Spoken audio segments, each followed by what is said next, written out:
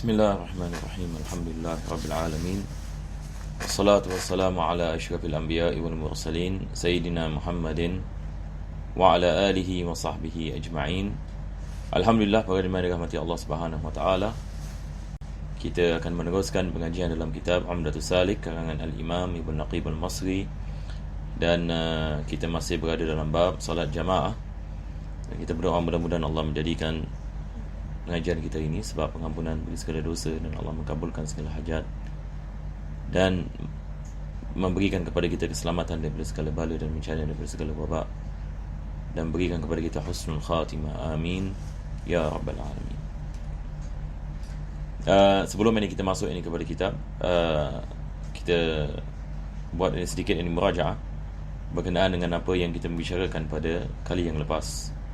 Maka pada kali yang lepas kita membicarakan tentang perkara-perkara yang berkait ini dengan masbuk.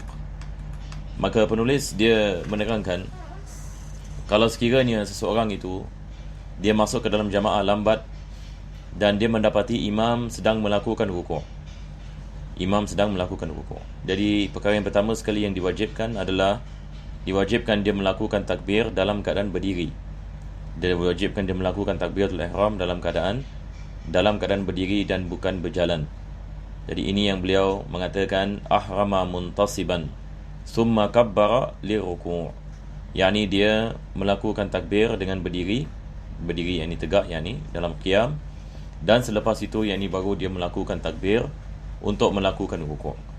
Dan apabila dia melakukan rukuk, kalau sekiranya dia mendapatkan tumakninah bersama yakni imam, kalau sekiranya dia mendapatkan tumakninah yakni bersama imam, yang mana imam sedang berada dalam keadaan yang rukuk yang sah, maka dalam keadaan seperti ini dia mendapatkan rakaat itu.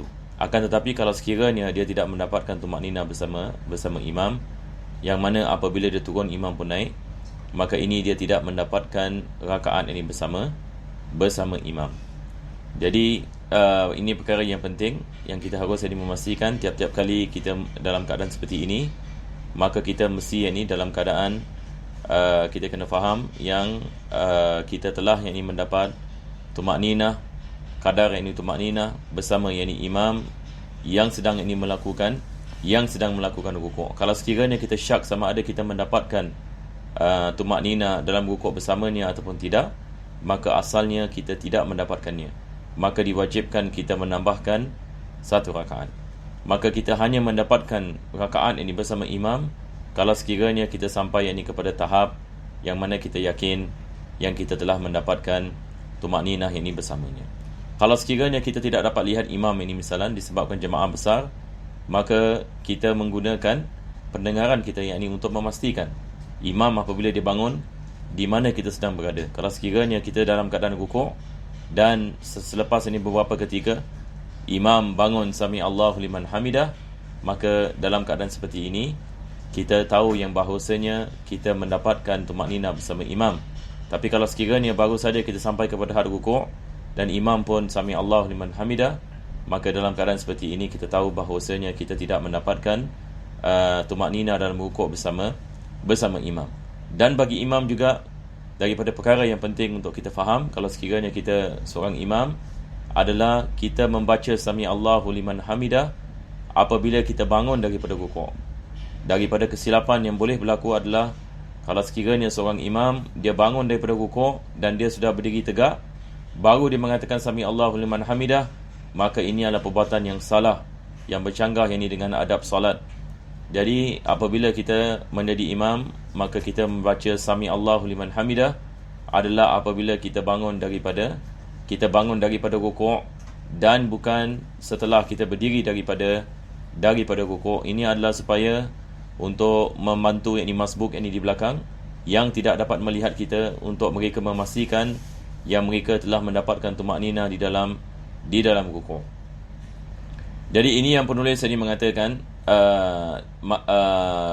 perkara yang kedua yang disebutkan oleh penulis adalah kalau sekiranya kita melakukan rukuk dan kita mendapatkan tumakninah bersama imam, akan tetapi ternyata salat imam itu tidak sah misalan, dia tidak ada wuduk misalan, maka dalam keadaan seperti ini dia tidak dapat menanggung Fatihah kita, maka walaupun kita mendapatkan tumak nina dalam rukuk bersamanya, diwajibkan kita menggantikan rakaat. Jadi ini adalah perkara yang pertama. Kenapa diwajibkan kita menggantikan rakaat? Sebab ternyata solat imam itu tidak sah. Ataupun yang ini dia naik pada rakaat yang kelima. Yang ini misalnya imam dia lupa dalam solat dan dia naik kepada rakaat yang kelima. Jadi apabila dia naik pada rakaat yang kelima, kita pun masuk. Dan dia sedang melakukan rukuk, kita rukuk bersamanya. Kita menyangkakan kita mendapatkan rakaat ini bersama. Tetapi selepas ini dia salam, maka ternyata misalnya kita diberitahu yang imam ini telah tambah satu rakaat. Dia telah melakukan rakaat ini yang kelima. Maka tentu sekali rakaat yang kelima ini tidak sah. Rakaat yang kelima ini tidak dikira sama sekali. Maka disebabkan itu, maka rakaat kita yang kita mendapatkan tumak nina bersamanya itu tidak dikira. Sebab dia tidak dapat menanggung Fatihah kita, disebabkan rakaat yang kelima itu merupakan rakaat yang tidak dikira. Jadi dua keadaan ini disebutkan oleh penulis. Keadaan yang pertama adalah kalau sekiranya imam ternyata dalam hadas kecil selepas solat. Perkara yang kedua adalah imam ini naik pada rakaat yang kelima. Perkara yang ketiga, dia mengatakan kalau sekiranya dilihat di badan imam ada najis. Ada najis ini misalnya, ataupun solatnya tidak sah, sama ada auratnya tidak ditutup dan sebagainya. Jadi kita mengetahui bahawasanya kalau solat imam itu tidak sah, maka dia tidak dapat menanggung Fatihah kita. Jadi kalau walaupun kita mendapatkan tumak nina dalam rukuk bersamanya, maka itu tidak dikirakan ini sebagai satu rakaat. Maka diwajibkan kita niat mufaraqah kalau sekiranya kita masih berada dalam solat bersamanya dan kita meneruskan solat tanpa kita mengambil iktibar rakaat ataupun rukuk yang kita mendapati tumak nina ini bersamanya. Ini yang kita membicarakan pada kali yang lepas. Sekarang ini kita masuk kepada kitab. Jadi apa yang saya terangkan tadi, semua yang disebutkan di bahagian ini atas ini.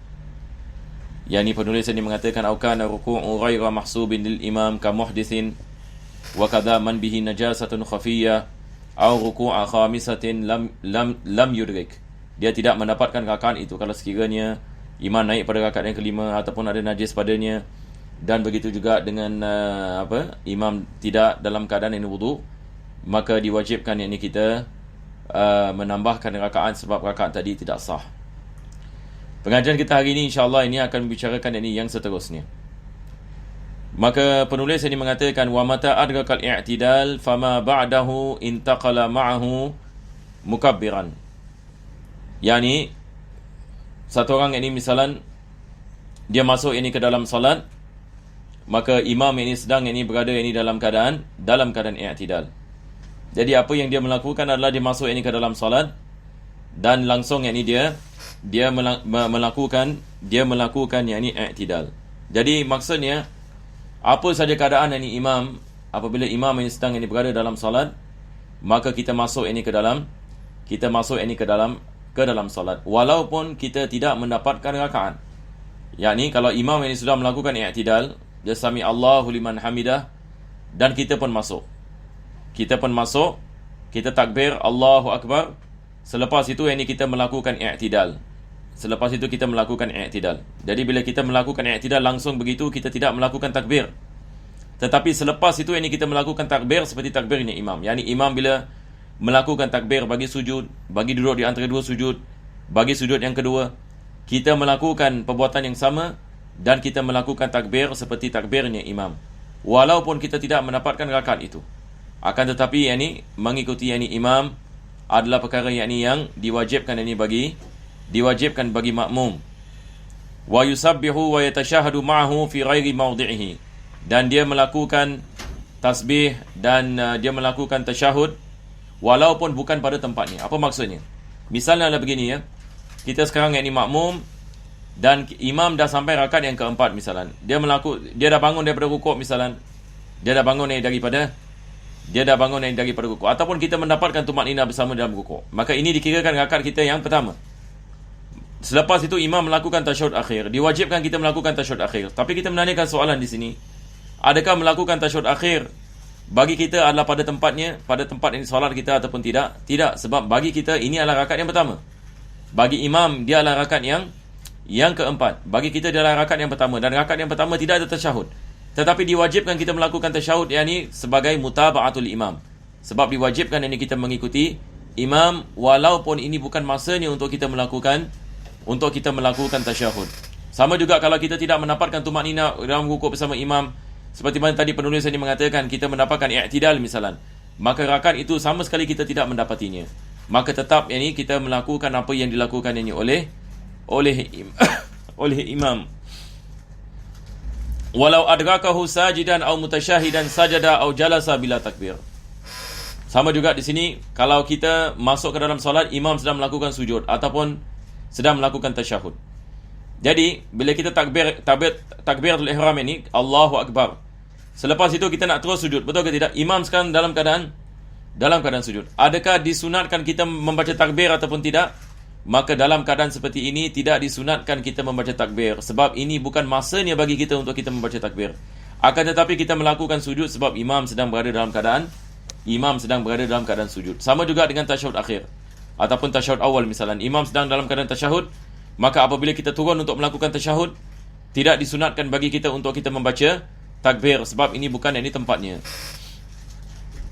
Walau sallama al-imam wa huwa mawdi'u julusil masbuq qama mukabbiran. Kalau imam ini melakukan salam dan ternyata pada rakaat yang terakhir itu dia adalah pada tempat rakaat yang kedua bagi makmum misalan. Sebab rakaat yang kedua bagi makmum ada tasyahud, betul ke tidak?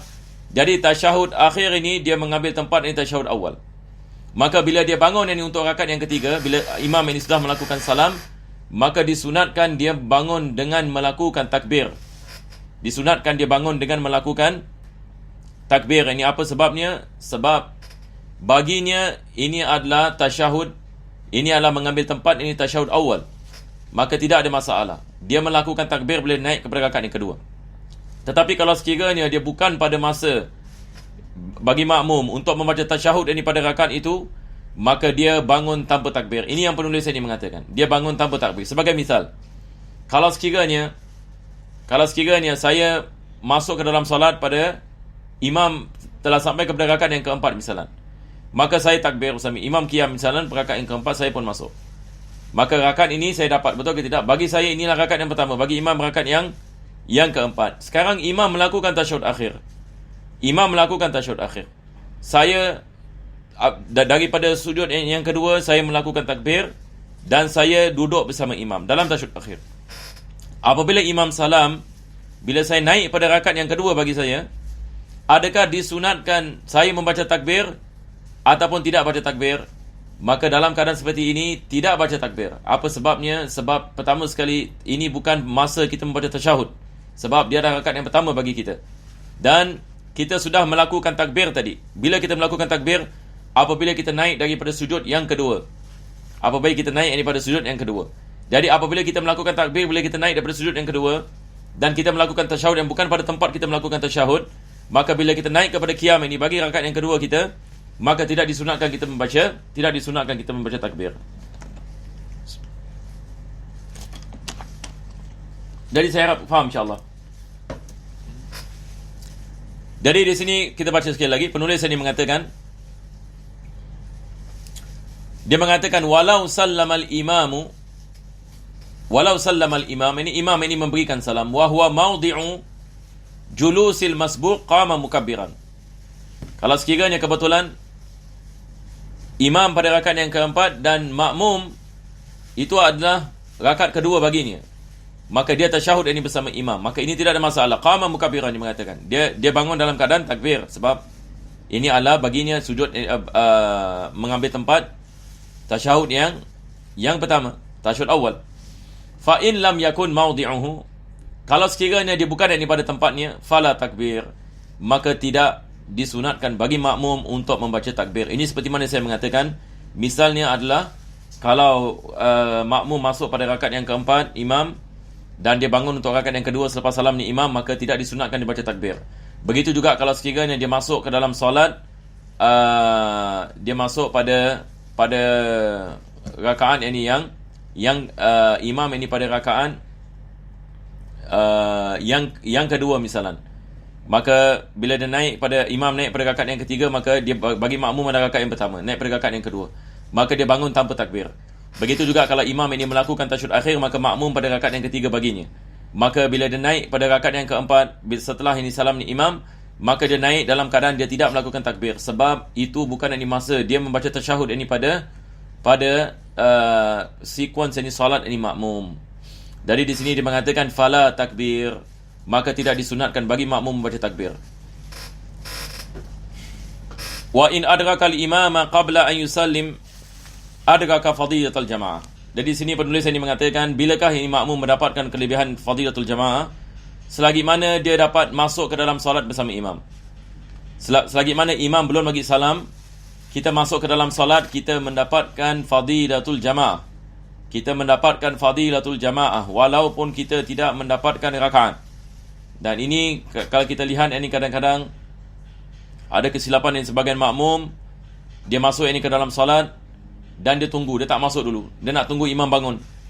Maka ini adalah satu kesilapan. Sepatutnya kita masuk ke dalam solat walaupun rakaat itu tidak dikira, tetapi kita mendapatkan fadilatul jamaah. Lebih lama kita bersama imam, lebih besar ini pahalanya.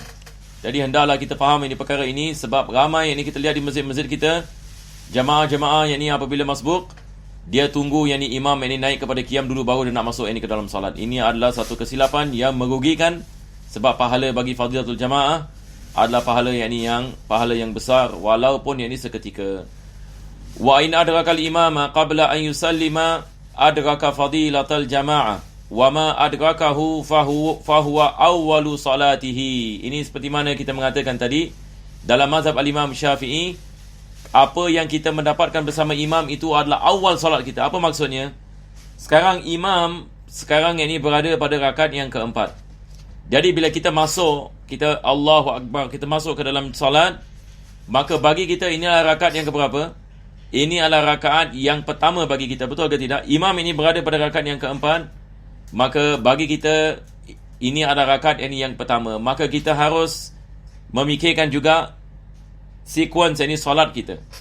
Imam pada rakaat yang keempat, kita sedang pada rakaat yang pertama. Itu sebab tadi kita mengatakan bila imam salam, tidak disunatkan kita melakukan takbir, sebab kita masih pada rakaat yang pertama dan melakukan tasyahud bukan pada tempatnya. Itu sebab kita bangun pada rakaat yang kedua selepas salam ni imam, tanpa kita membaca takbir. Wa ma ya'ti bihi ba'da salamil imam fahuwa akhiru salatihi. Jadi apa yang didatangi oleh makmum setelah salamnya imam, maka itu adalah akhir salat imam. Jadi sebagai misal, kalau kita masuk pada imam pada rakaat yang keempat, bila kita masuk, bagi kita adalah rakaat yang kedua, rakaat yang pertama. Salamnya imam, ini kita naik, maka kita naik pada rakaat yang kedua. 6. Jadi dia mengatakan fayu'idu fil qunut. Kalau sekiranya solat subuh misalan, maka misalan ni begini ya. Imam dah naik pada rakaat yang kedua, kita pun masuk. Jadi kita masbuk. Maka bagi kita ini adalah rakaat yang pertama. Imam baca doa kunut, kita pun baca doa kunut. Tetapi soalan di sini, adakah bacaan doa kunut ini adalah pada tempat solat kita ataupun tidak? Disebabkan kita sedang berada dalam rakaat yang pertama, ini bukan tempat kita baca doa kunut, tetapi kita baca doa, aminkan doa kunut imam, sebab mutaba'ah, seperti mana kita mengatakan, kita mengikut imam selagi mana kita niat makmuman. Akan tetapi ini bukan masanya untuk kita membaca doa kunut. Jadi apabila kita salam ni imam, kita naik pada rakaat yang kedua. Soalan lagi, adakah disunatkan kita baca doa kunut setelah salam ni imam? Jawapannya adalah disunatkan kita baca doa kunut. Apa sebabnya? Sebab ini adalah masanya bagi kita untuk kita membaca doa kunut, sebab kita sedang berada pada rakaat yang kedua. Jadi kita baca 2 kali doa kunut. 1 kali bersama imam, lagi 1 kali kita baca sendirian, disebabkan itu adalah masanya bagi kita untuk kita membaca doa kunut. Sama juga dengan tasyahud misalan, satu orang ini misalan dia masuk ini pada rakaat yang keempat seperti tadi, lepas itu imam tasyahud akhir, dia melakukan tasyahud akhir bersama imam. Lepas itu dia naik pada rakaat yang kedua, maka dia melakukan ini tasyahud awal. Dia melakukan ini tasyahud dia melakukan tasyahud awal. Dan begitu juga apa saja yang dia melakukan bersama imam bukan pada tempatnya, maka harus dia mengulanginya. Dia mengulanginya. Dan penulis ini di sini memberikan misal doa kunut. Dia memberikan misal ini doa kunut. Selepas itu beliau mengatakan min syurutil jamaah mutaba'atul imam, daripada syarat sahnya jamaah diwajibkan kita ikut kepada imam. Maka dia mengatakan wa yajibu mutaba'atul imami fil af'al, diwajibkan kita mengikuti imam dalam perbuatan. Yani maksud daripada mutaba'ah adalah kita melakukan perbuatan selepas perbuatannya imam. Yani apabila imam melakukan rukuk, apabila dia sampai kepada had rukuk, baru yani kita melakukan rukuk. Ini yang dimaksudkan dengan mutaba'ah. Jadi kita ada perbezaan di antara mutaba'ah dengan muqaranah.